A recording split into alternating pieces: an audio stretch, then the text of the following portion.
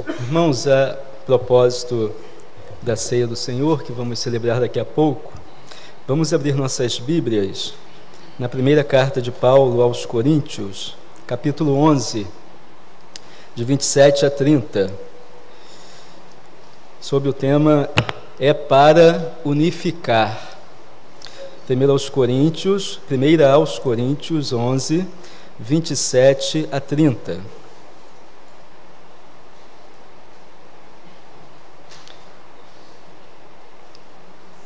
Eu penso que a compreensão correta das ordenanças, tanto o batismo quanto a ceia do Senhor, são uma maneira de compreendermos todo o restante da doutrina, do ensino de Cristo à Igreja. As ordenanças resumem nossa fé, esclarecem, iluminam nosso entendimento sobre o que Cristo ensinou. Quer conhecer uma igreja? Vá primeiro saber o que ela pensa da ceia e do batismo. E aí você vai saber se ela é bíblica ou não. Vamos ler então 1 aos Coríntios 11, 27 a 30.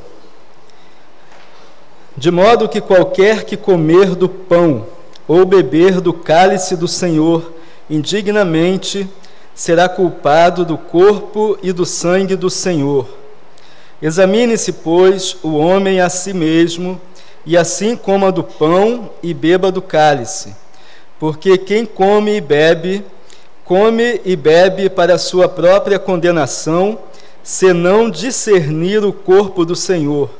Por causa disto, há entre vós muitos fracos e enfermos, e muitos que dormem. Primeira coisa é revisarmos o nome, né? Porque a ceia do Senhor, ela tem sido chamada de várias maneiras. Lá em 2 Timóteo 1,13 diz assim: conserva o modelo das sãs palavras que de mim tens ouvido, na fé e no amor que há em Cristo Jesus. Tito 2,8 fala linguagem sã e irrepreensível, para que o adversário se envergonhe, não tendo nenhum mal que dizer de nós. Então, os nomes corretos da ceia que aparecem na Bíblia. Ceia do Senhor, 1 aos Coríntios 11, 20, olha o que diz: de sorte que quando vos ajuntais num lugar, não é para comer a ceia do Senhor. Esse é o nome bíblico. Ceia do Senhor que nós vamos praticar hoje. Também a Bíblia a chama de mesa do Senhor, 1 aos Coríntios 10, 21. Porque quando comeis, cada um toma antes de outrem a sua própria ceia, e assim um fica com fome. Era esse? Eu acho que não é esse. Enfim. E outro se embriaga. Bom, tem outro texto que agora não vou achar correndo assim, mas é chamado na Bíblia de mesa do Senhor. Agora abram em Lucas 24, 35. E se não acharem mesa do Senhor, não falem, que tem que estar na Bíblia. Não é só porque alguém disse, né? Lucas 24, 35. Então os dois contaram o que acontecera no caminho, e como se lhes fizera conhecer no partir do pão. Outra expressão muito interessante, repetida diversas vezes no Novo Testamento. Partir do pão. O pão que é partido por vós, o partir do pão. E aí nós ouvimos muitos nomes, irmãos, que não são bíblicos. Por exemplo, sacramento, se referindo à possibilidade de que ao participar do pão do Senhor, neste ato se recebe graça, bênção e salvação. Eucaristia, Santa Ceia. Eu ouço muito aqui entre os crentes em geral, né? Hoje tem Santa Ceia. Essa referência é porque alguns acham que aquele pão é o corpo de Cristo, então ele é santo. Essa referência não é bíblica, essa palavra não é bíblica. 1 Coríntios, obrigado pelo socorro, pastor. 10, 21, olha o que diz. Não podeis beber do cálice do Senhor também é uma referência à ceia do Senhor, e do cálice de demônios. Não podeis participar da mesa do Senhor e da mesa de demônios. Obrigado. É bíblico, mesa do Senhor. Irmãos, a ceia é para unificar a fé da igreja. Uma vez um amigo meu, muito pensador, e isso é muito bom, ficou me questionando: para que serve o batismo se ele é símbolo? E a nossa conversa ficou se estendendo: para que serve já que ele não salva? Para que serve já que não salva? Essas coisas. E para que serve a ceia, já que ela é um símbolo? E a nossa mensagem desta manhã vai na dimensão de que a ceia do Senhor tem uma serventia fundamental de unificar a fé da Igreja de Cristo. Disso, da ceia e do entendimento correto dela, depende a saúde da igreja. 1 Coríntios 11:30. Por causa disto, há entre vós muitos fracos e enfermos, e muitos que dormem. Muitos que dormem. A fundação da ceia pode ser vista, por exemplo, em Mateus 26. Os irmãos podem ir lá, mas deixem marcado o texto base aí de Coríntios. Mateus 26, de 26 a 29. Vamos conferir as coisas na Bíblia. Mateus 26, de 26 a 29. Enquanto comiam, Jesus tomou o pão e, abençoando-o, o partiu e o deu aos discípulos, dizendo: tomai, comei, isto é o meu corpo. E tomando um cálice, rendeu graças e deu-lhe, dizendo: bebei dele todos, pois isto é o meu sangue, o sangue do pacto, o qual é derramado por muitos para a remissão dos pecados. Mas digo-vos que desde agora não mais beberei deste fruto da videira, até aquele dia em que convosco o beba novo, no reino de meu Pai. E tendo cantado um hino, saíram para o Monte das Oliveiras. Enquanto comiam a Páscoa. Enquanto comiam a Páscoa, Jesus inaugurou a ceia do Senhor. Irmãos, a Páscoa olhava para o futuro, naquele momento. O futuro esperado que João Batista vislumbrou e disse quando viu Jesus: eis o Cordeiro de Deus, que tira o pecado do mundo. Eis o Cordeiro da Páscoa que nós esperávamos. Eis o momento que a Páscoa se cumpriria. Chegou. Em 1 Coríntios 5, 7, Paulo disse: porque Cristo, nossa Páscoa, já foi sacrificado. Então, caducou o rito hebreu. Se alguém quer comemorar a Páscoa, sacrifique cordeiros. Mas o nosso cordeiro já foi sacrificado, né? A ceia é instituto novo, é coisa nova, e memora o Calvário. Por isso que nós falamos que nós comemoramos. Eu, na minha mente de criança, eu pensava que comemorar vinha de comer, é a hora que a gente come. Mas comemorar é trazermos a memória juntos. Memória do Calvário, a redenção da cruz. Memória o Calvário e anuncia um episódio futuro. Qual episódio futuro que a ceia anuncia, irmãos? Quem sabe? A volta de Jesus. 1 Coríntios 11, 26.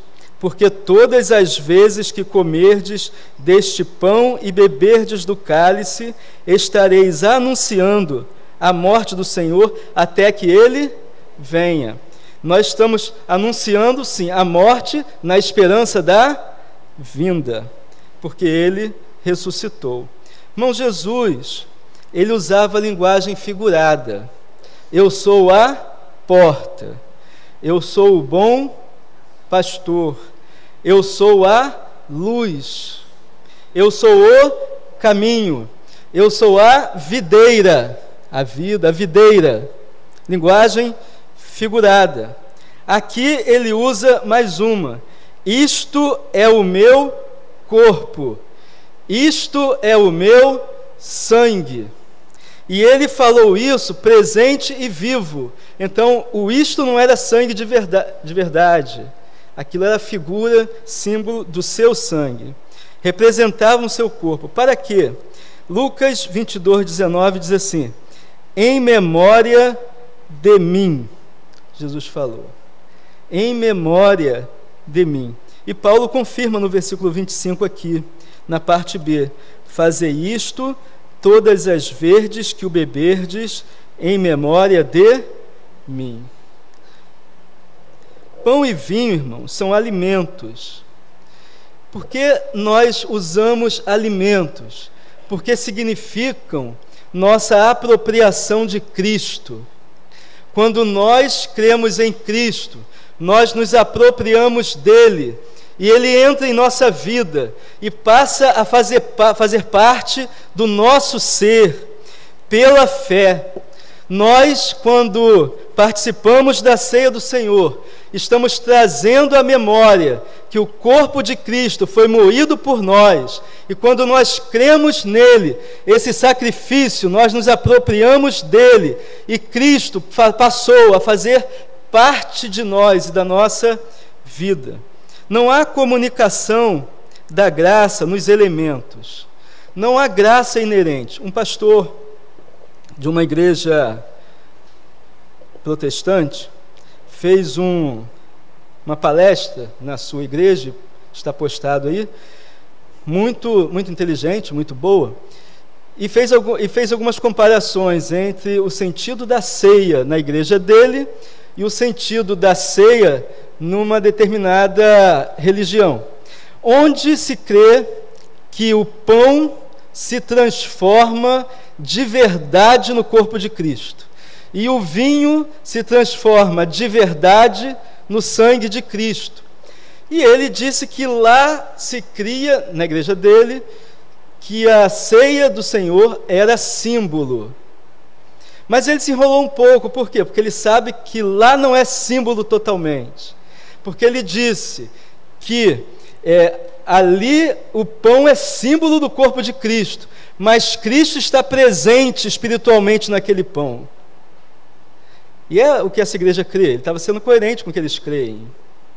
Continua sendo um equívoco, porque assim se acha que ao comer o pão, há graça nele, e que Cristo está entrando efetivamente em nós, quando nós comemos o pão. Isso não é verdade.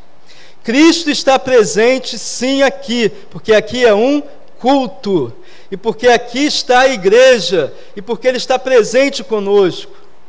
E ele disse isso. E a ceia do Senhor vai avivar a nossa fé no Salvador, não no pão. É isso que ela faz. Ela esclarece nossas mentes do que o Salvador fez por nós e aponta para Ele e não para ela mesma. Percebe a diferença? É isso que ela ensina. Semelhanças figurativas. Vamos dar uma olhada em João 6.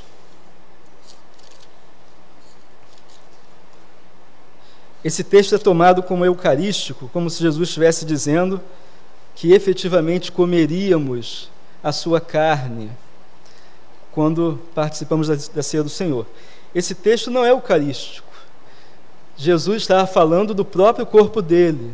E vamos ver isso. João 6, 51.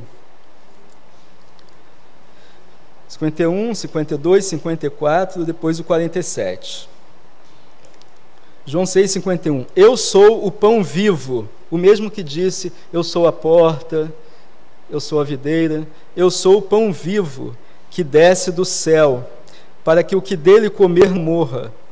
Eu sou o pão vivo que desceu do céu. Se alguém comer deste pão, viverá para sempre. E o pão que eu darei pela vida do mundo é a minha carne. E aí, no início, os crentes foram confundidos com canibais, porque pensaram que Jesus estava falando de comer mesmo a carne dele. 54. Quem come a minha carne e bebe o meu sangue tem a vida eterna, e eu ressuscitarei no último dia. Só tem a vida eterna quem come a carne de Jesus. Mas vamos ao 47. Em verdade vos digo, aquele que crê tem a vida eterna. O que é comer, irmãos, a carne de Jesus? Quem entendeu? É crer. Comer a carne de Jesus é crer. É crer que Ele é o nosso Salvador. Exato. Quando o Espírito de Deus ilumina, a gente passa a ter o mesmo entendimento quando lê a Bíblia. É disso que eu estou falando. No culto, na ceia, o Espírito de Deus, Ele atua e nos faz ter o mesmo entendimento da sua palavra. É para unificar a igreja, a ceia do Senhor. A ceia, então, é memorial. E ela é eclesial. O que eu quero dizer? Que a ceia é para a igreja. Ceia para a igreja. Vamos ver lá em Atos 2:42. Atos 2:42. E perseveravam na doutrina dos apóstolos e na comunhão, no partir do pão e nas orações. Olha o que produz perseverança e unidade: doutrina dos apóstolos, comunhão, partir do pão e as orações. Atos 20, versículos 6 e 7. Atos 20, 6 e 7.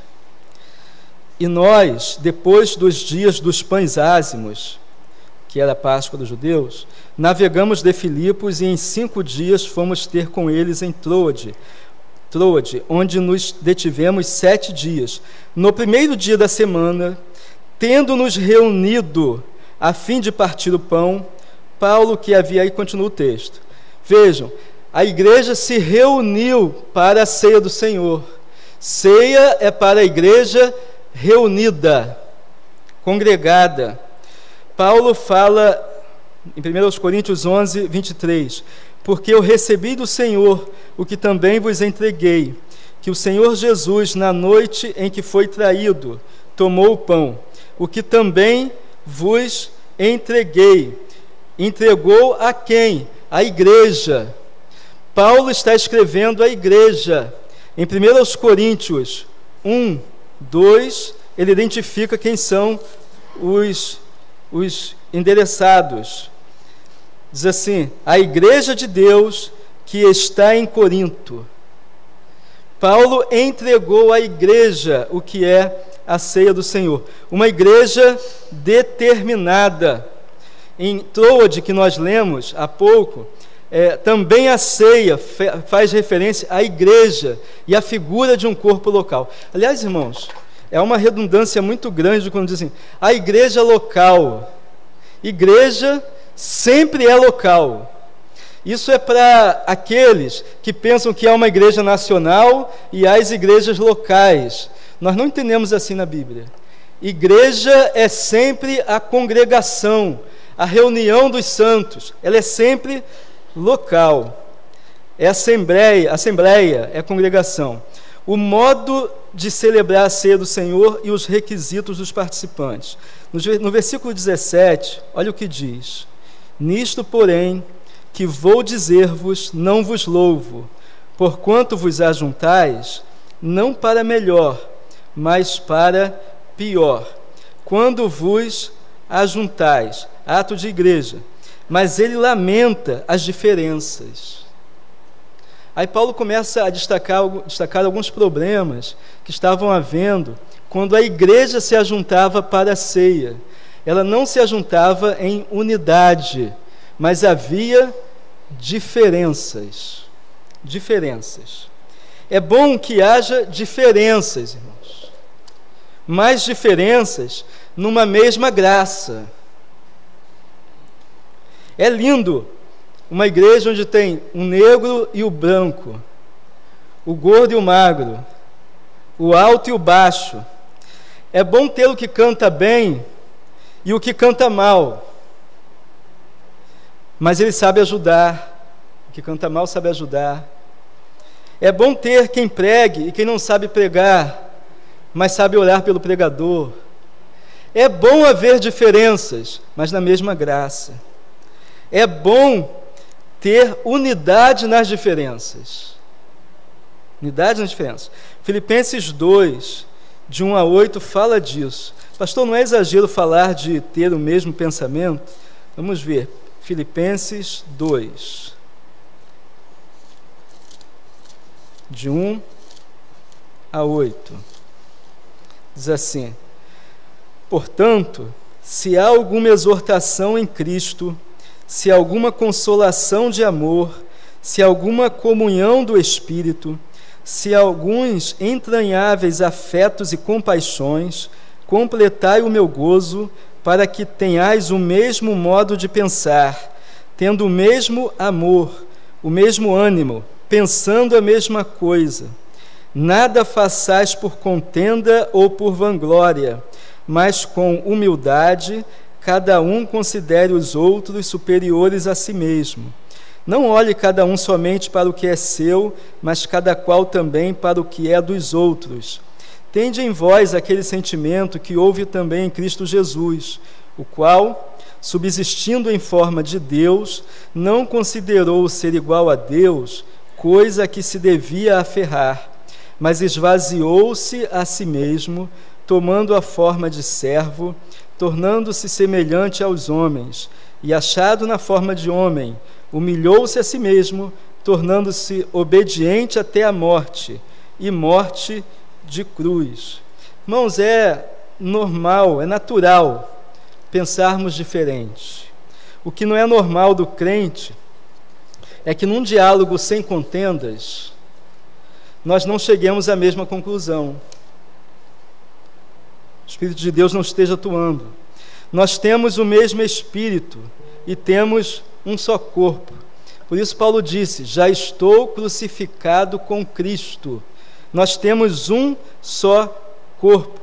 O mesmo que mora em nosso coração é o nosso cabeça, é o nosso orientador de um organismo só, que é a igreja. E ele não vai dizer uma coisa a um e o oposto ao outro.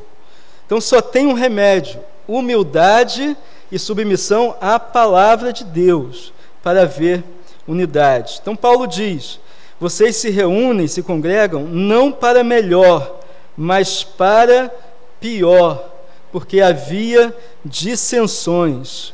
Porque antes de tudo ouço que quando vos ajuntais na igreja, há entre vós dissensões, e em parte o creio.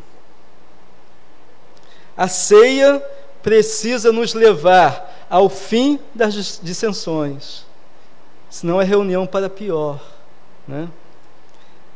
Isso é para desprezar a igreja de Deus. Não tendes porventura casas onde comer e beber, ou desprezais a igreja de Deus e envergonhais os que nada têm? Eles comiam na frente do outro, não comiam juntos, não estavam preocupados com o corpo. Igreja é para ser corpo e não reunião de facções, divisão. É competência da igreja administrar a ceia do Senhor e participarmos dela, não cada um por si, mas sem dissensões. Por isso comemos juntos. Quando o pastor fala, normalmente o pastor, juntos comamos o pão, ele está dizendo muito. Ele está dizendo que aqui não é cada um quando quer, é quando nós queremos participar juntos em comunhão, né? O versículo 27 fala de uma participação indigna. E muitos ficam preocupados: se eu pequei, eu estou indigno, e eu não vou participar da ceia. Mas indignamente aqui é modo. Se você pecou, confesse aí a Deus e participe. Mas aqui é modo. E o modo indigno que Paulo está falando é um modo cheio de dissensões. É uma igreja dividida. É uma igreja que não compreende o corpo, não discerne o corpo e despreza a igreja. Irmãos, por que nós não levamos a ceia para alguém doente em casa? Não é só porque ela não pode abençoar, é porque lá não tem sentido. A ceia só tem sentido quando participada no corpo, para podermos discernir, compreender que a ceia significa que nós juntos somos um corpo só. Só faz sentido aqui participar da ceia. Por isso, o nosso culto aqui é para unificar a fé. Um só Senhor, uma só fé, um só batismo. E disso depende a saúde da igreja. Para a igreja ter saúde, ela precisa, na hora da ceia, analisar se nós estamos sendo todos guiados pelo mesmo Espírito.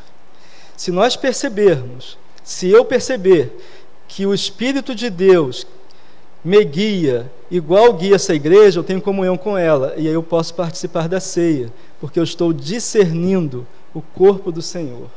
Irmãos, vamos participar da ceia daqui a pouco, analisando a nossa fé. Eu creio no mesmo batismo dessa igreja.